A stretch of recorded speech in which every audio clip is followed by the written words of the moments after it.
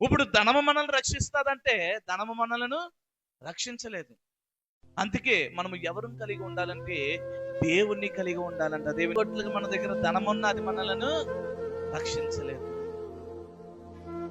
అందుకే చూస్తాం 2022 సంవత్సరంలో ఏం చూసాం?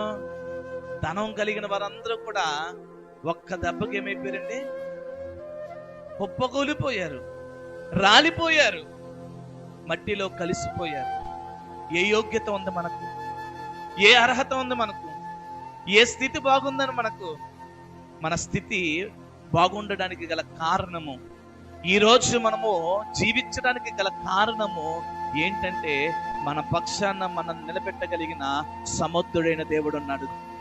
ఈ దినాన్ని ఒక్క చిన్న సమస్య వస్తే, ఒక్క చిన్న బాధ వస్తే జీవితాన్ని ఏం చేసుకోవాలనుకుంటున్నారు అని అంటే అక్కడతో ముగించేయాలనుకుంటున్నారు. సాతానుడి దినాన్ని అనేక మంది ఆలోచనలు ఎలరపిస్తున్నాడు తెలుసా?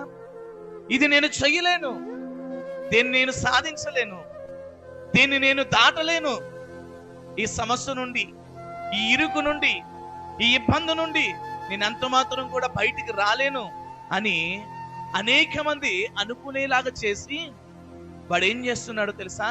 ఈ లోకములో వారి యొక్క జీవితాన్ని అంతమొందించాలనుకుంటున్నాడు.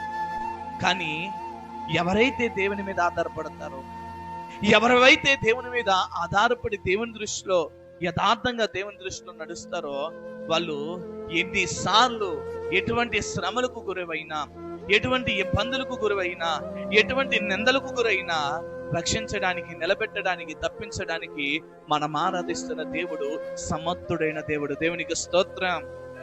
హల్లెలూయా, హల్లెలూయా. దేవుని దృష్టిలో అపోస్తులైన పౌలు బహు క్రోధుడు, హింసకుడు, దోషకుడు, హానికరుడు.